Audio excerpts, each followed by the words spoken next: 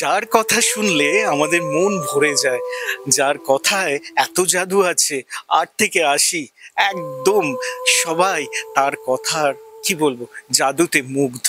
আমার তো ব্যক্তিগতভাবে ভালোই লাগে, এবং আপনারা যারা ওপারে আছেন তারাও বলবেন হ্যাঁ, সুজয় নীল বন্দ্যোপাধ্যায় সেই মানুষ, যে মানুষটা আপনাদের মনের খুব কাছাকাছি। সুজয়, কেমন আছো? আমি সবসময় ভালো থাকি, মানে পজিটিভ থাকার চেষ্টা করি, ভালো থাকার চেষ্টা করি, সেই কারণেই হয়তো পজিটিভিটি ছড়িয়ে দিতে পারি। একদম, এবং এইটাই কিন্তু আজকের জীবনে ভীষণ প্রয়োজন। সুজয়, রানাঘাট টু কলকাতা, এটা এটা খুব ইজি জার্নি না। 2011 থেকে আজকে 2025, প্রায় 14টা বছর আমার শহর কলকাতায় তুমি এখন রাজ করছো। রাজ করছি কিনা জানি না, তবে চেষ্টা করেছি শুরু থেকেই কাজের প্রতি অনেস্ট থাকতে। যেটাই করি না কেন সেটা যেন নিজের সবটা দিয়ে করতে পারি। যখনই যা করেছি, শুরু করেছিলাম রেডিও দিয়ে, রেডিওতে লেখালেখি দিয়ে, পরবর্তীতে ভয়েস ওভার, এবং তারপরে একটা সময়ের ব্রেক, এবং কলকাতা ছেড়ে আবার আমার শহর রানাঘাটে ফিরে যাওয়া, সেখানে গিয়ে ব্যাংকিং এর পড়াশুনো। তারপর আবার হয়তো ডেস্টিনি লেখা ছিল, আকাশবাণী দিয়ে শুরু হলো, প্রসার ভারতীর পরীক্ষা দিয়ে, আকাশবাণী, দূরদর্শন, দেন আরো তো স্টার জলসা, জি, ওদের জন্য লেখা। তারপর নিজের প্রোগ্রাম করতে করতেই আরো লেখার দিকে ঝোঁক বাড়া, এবং টেলিভিশন যখন করছিলাম সেখানে নিজেকে প্রেজেন্ট করা, আরো বেটার করে কি করে করা যায় সেগুলো করতে করতে কোথাও গিয়ে হয়তো অভিজ্ঞতা বেড়েছে, এবং আজকে টেলিভিশনের রোজকার মুখ হয়ে উঠতে পেরেছি সকলের আশীর্বাদে। একদম, এবং এইটাই বোধহয় আমাদের কাছে বিশাল প্রাপ্তি। আর সুজয়, এই যে প্রত্যেকটা দিন মানুষকে পজিটিভ করা এবং এটা একটা চার্জ করা, এইটা করতে করতে তুমি প্রচুর মানুষের শরণাপন্ন হয়েছে। তারা তোমার কাছে এসছে, তারা তোমার কাছে বলেছে, তাদের নিজের কষ্টের কথা বলেছে। তো এইগুলো শুনতে শুনতে জীবনের প্রতি একটা আলাদা বিশ্লেষণ আসে। না, জীবন দেখো, একটা জিনিস তো ঠিকই যে আমি শুরুতে একটা সময় ভেবেছিলাম যখন কন্টেন্ট করছিলাম মানুষের গল্প নিয়ে, যে একদিন গল্প ফুরিয়ে যাবে না তো। তারপর এটাও ভাবলাম যে আমাদের ভারতবর্ষে 140 কোটি মানুষ, প্রতিটা মানুষের আঙুলের ছাপের মতোই তাদের জীবনের গল্পটাও আলাদা। তো যখন এই গল্পগুলো আমার কাছে এসে পৌঁছয়, হ্যাঁ, এমনটা হয় প্রচুর মানুষ মেইল করেন তাদের গল্প, তাদের জীবনের জার্নিটা। আবার এটাও হয় যে হঠাৎ করেই সকালবেলা খবরের কাগজটা খুলেছি, একটা এমন স্টোরি চোখে পড়লো যেটা আমাকে নাড়িয়ে দিল সেদিন, এবং তৎক্ষণাৎই আমি টিমকে সেটা ফরওয়ার্ড করে বললাম যে এনার সম্বন্ধে খোঁজ খবর নাও, ইনি কোথায় থাকেন, ইনি কি করেন, এনার কাছে যাও, তার কাছ থেকে কথা শোনো, তারপর তাকে নিয়ে একটা স্টোরি করা।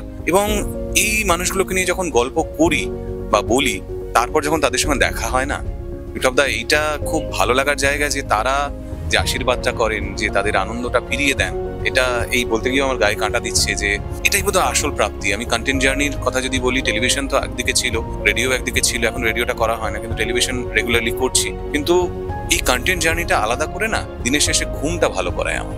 সত্যি, ওর সঙ্গে যখন কথা বলছি না, আমার মনটা ভরে যাচ্ছে। সত্যি এমন একজন মানুষ যার সঙ্গে কথা বললে মনটা ভরে যায়, মনটা ভালো হয়ে যায়। আমার শহর কলকাতার মন ইদানিং ভালো নেই সুজয় নীল। বিভিন্ন পারিপার্শ্বিক ঘটনায় আমার শহর কলকাতা একটুখানি ভয় পেয়ে গেছে। শহর কলকাতা একটুখানি নিজেদেরকে আগলে রাখবার চেষ্টা করছে শহর কলকাতা। হ্যাঁ দেখো, বিষয়টা হচ্ছে যে ভালো যখন আমাদের জীবনে আসে অনেক কিছুই, তার মধ্যে খারাপও আসে। সেটাকে তুমি কোনোভাবেই কাটিয়ে দিয়ে বেরোতে পারবে না। কিন্তু খারাপের পরিমাণ যখন বেড়ে যায় না, মন খারাপ আমাদের বেড়ে যায়। এবং আমরা যারা আর্টিস্ট, যারা আর্টটাকে আঁকড়ে ধরে বাঁচার চেষ্টা করি, তুমিও তার মধ্যে একজন, তাদের কষ্টটা আরো বেশি হয়, মানে আমাদেরকে এফেক্ট করে বেশি, আমাদের কাজে এফেক্ট করে, আমরা ঠিক করে পারফর্ম করতে পারি না। এবার সবকিছুর মধ্যেও কিন্তু দেখো, যখন আমার এখানে ডিরেক্টর বলবে যে অ্যাকশন, তখন আমাকে কিন্তু সেই হাসি মুখে সেটা ফিরিয়ে দিতে হবে। তবে কি মনের মধ্যে কোথাও কষ্টটা নেই?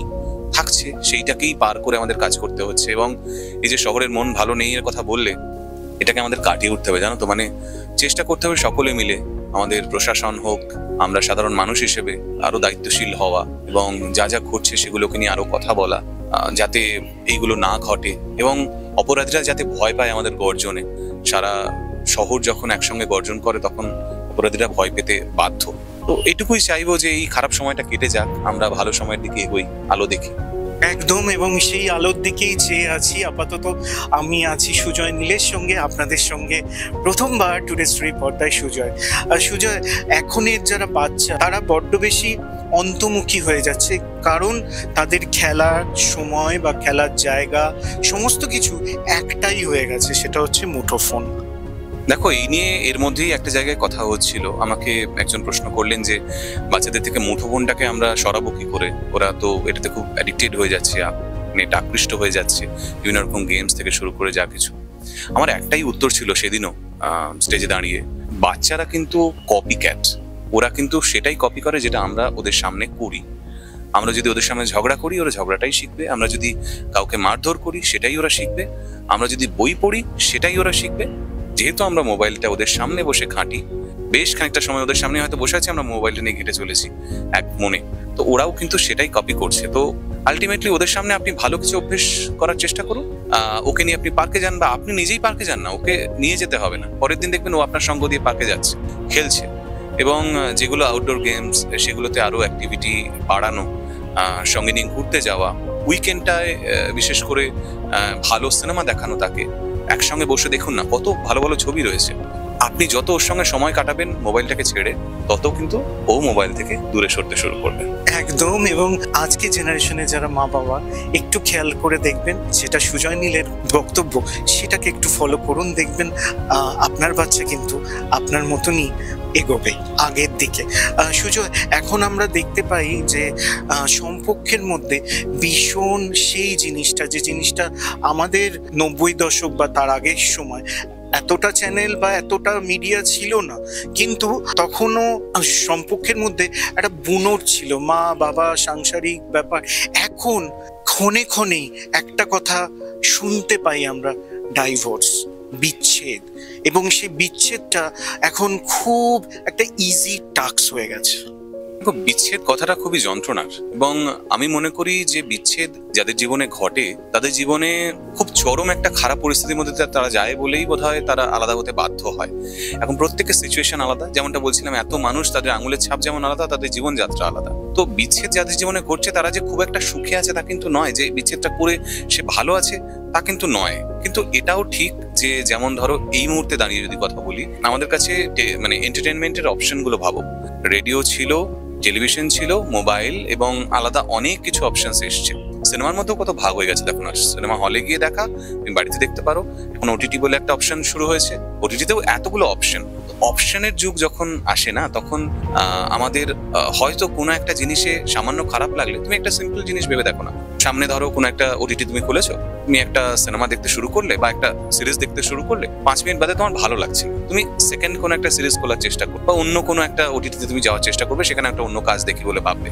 এইটাই হয়েছে, মানে যত অপশন বাড়ে আমাদের জীবনে, ততই মনে হয় যেন এটার থেকে ওটা বেটার, আমরা ওদিকে ঝুঁকি, তাতে হয়তো ভালো থাকবো। আলটিমেটলি ভালো থাকাটা বোধহয় তাদের আর হয় না। এখন প্রত্যেকের সম্পর্কের স্বাধীনতা বা প্রত্যেকের সম্পর্কের সমীকরণকে আমি শ্রদ্ধা জানিয়েই বলছি, একটু অ্যাডজাস্টমেন্ট বোধহয় অনেক কিছুকে ঠিক করে দেয়। এবং আরো কিছু গভীরে যদি যেতে হয়, তাহলে বলতে হয় যে দিনের ঝগড়াটা দিনে মেটাও। ঝগড়া হবেই, ঝগড়া না হলে কোনো কিছু ভালো হয় না, খারাপ না হলে ভালো স্বাদটা পাওয়া যায় না। তো যদি ঝগড়া হয় সন্ধ্যেবেলায়, সেই ঝগড়াটা যত রাতই হোক না কেন, মিটিয়ে নিয়ে শোয়াটা বেটার। কেননা ওই সারা রাতটা এই মনের মধ্যে যে ছাপটা ফেলে, পরের দিন সকাল থেকে ওটাকে নতুন করে আবার স্টার্ট করা যায় না, মানে ভালো থাকা যায় না। সত্যি কথা বলতে, সুজয়ের সঙ্গে যখন আমরা কথা বলি, তখন কত কিছু সমাধান একই সঙ্গে একই জায়গায় হয়ে যায়। সুজয়, এত স্টোরি যখন তুমি নিজে বলতে থাকো, মানুষ শুনতে থাকে, কোনো একটা স্টোরি যেটা ছোটবেলা থেকে এই বড়বেলা পর্যন্ত ঘটা কোনো একটা ঘটনার সঙ্গে অনেকটা সাদৃশ্য আছে। দেখো, আমি যখন এই লড়াইয়ের গল্পগুলো মানুষের বলি, হয়তো মানে খুব যে লড়াই করতে হয়েছে সেই জিনিসটা আমি বলবো না, মানে খুব লড়াইয়ের কথা এই কারণেই বললাম না যে, ধরো যার বাবা হয়তো ধরো জুতো সেলাইটাই করে, তার হয়তো পড়াশোনা করতে খুব ভালো লাগে, কিন্তু যখন সে সায়েন্স নিয়ে পড়তে হয়তো তার ভালো লাগে, সে পড়তে গিয়ে সেই জায়গাটা তার কোনোভাবেই নেই। তার বাড়ির হয়তো রোজগার দিনে 50 টাকা, সে কি করে এই সময় দাঁড়িয়ে ভাববে যে আমি সায়েন্স নিয়ে পড়বো এবং এগোবো? তখন যখন তার পাশে এসে কোনো একটা সংস্থা দাঁড়ায়, বা তার পাশে তার স্কুলের টিচাররা দাঁড়ায়, সে লড়াই করে একটা জেনারেশনকে চেঞ্জ করে, একটা পরিবারের শ্যাকলকে ভাঙে, যে এই জায়গাটায় আমার পরিবার আটকে ছিল এত বছর ধরে, সেখান থেকে বেরিয়ে আমি একটা আলো দেখলাম, সেটা আমার খুব ভালো লাগে। তো এই ক্ষেত্রে যদি বলতে হয়, আমার জার্নিটা শুরু হয়েছিল মাটির মেঝে থেকে, মাটির দেওয়াল, মাথায় টালির চাল। যখন ঝড় আসতো খুব ভয় লাগতো যে এইবার বোধহয় মাথায় ভেঙে পড়লো, আমরা বিছানার তলায় গিয়ে আশ্রয় নিতাম, যে যদি ভেঙে পড়ে তাহলে বেঁচে যাবো অন্ততপক্ষে প্রাণে। সেই জায়গাটা আমি দেখেছি। তো যারা এই লড়াইটা করে উঠে আসে, তাদেরকে না আমি নিজের মন দিয়ে ফিল করতে পারি যে তারা কি লড়েছে। ধরো আমি যদি কথা বলি আমার ক্লাস 5-6 এর কথা, আমি মাটির মেঝেই বসে রয়েছি, মাধ্যমিক দিয়েছি ইনফ্যাক্ট মাটির মেঝেই বসে পড়াশোনা করে। সেই জায়গা থেকে আজকের এই দিন যেখানে প্রতিদিন আমায় টেলিভিশনে মানুষজন দেখেন, এটা আমার কাছে একটা স্বপ্নের মতো জার্নি। তো যারা এই স্বপ্নের জার্নিটাকে বাঁচে, যেটা এটাকে পার করে আসে, বা কোথাও টেলিভিশনে আসতে হবে তার কথা মনে মানে নেই, পরিবারকে আলো দেখানো, যে পরিবার হয়তো একদিন এক মুঠো ভাতের জন্য লড়তে হয়েছে প্রতিদিন সকালবেলা, সে হয়তো এই জায়গায় পৌঁছেছে যে এক সপ্তাহে আমি কি খাবো সেইটুকু আমি সংস্থান করে রাখতে পারছি। এই যে জার্নিটা, এটাও তো সাকসেস। তাদের জার্নিগুলো যখন বলি আমার তো খুব ভালো লাগে, আমি খুব রিলেট করতে পারি মন থেকে। সত্যি এরকম জার্নি সবার জীবনে আসুক, এবং মাটি থেকে রাজপ্রাসাদ, এই যে জার্নিটা, এই জার্নিটায় সবাই এরকম ভাবে তাদের জীবনটা কাটাতে থাকুক।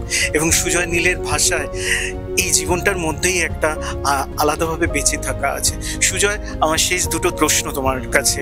সুজয় কোনোদিন নিজে কোনো একটা জায়গায়, কোনো একটা স্তরে গিয়ে ভীষণভাবে কষ্ট পেয়েছিল এবং কেঁদেছিল?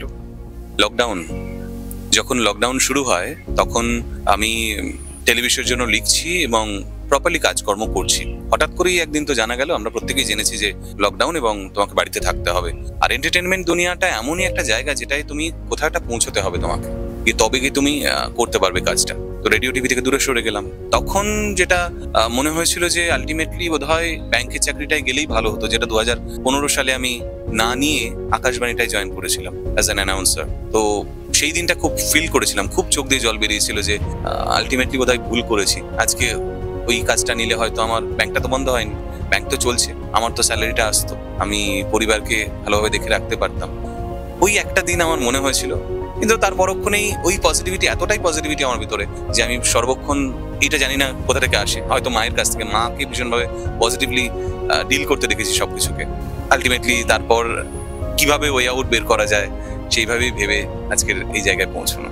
সুজয়, আমার শেষ প্রশ্ন তোমার কাছে, যে আজকে যারা হেরে যাচ্ছে বারবার, তাদের মনে হচ্ছে আমরা হেরে যাচ্ছি, আমরা পারছি না, এই দুনিয়ার সঙ্গে আমরা পারছি না, আমরা আত্মহত্যা প্রবণ হয়ে যাচ্ছে, প্রত্যেকটা সিদ্ধান্ত তাদের কাছে মনে হচ্ছে আমরা কোনোভাবেই দুনিয়ার সঙ্গে চলতে পারবো না, এরকম প্রচুর নেগেটিভ মাইন্ডের মানুষ যারা রয়েছে, তাদের দু চারটে যদি কথা তুমি বল।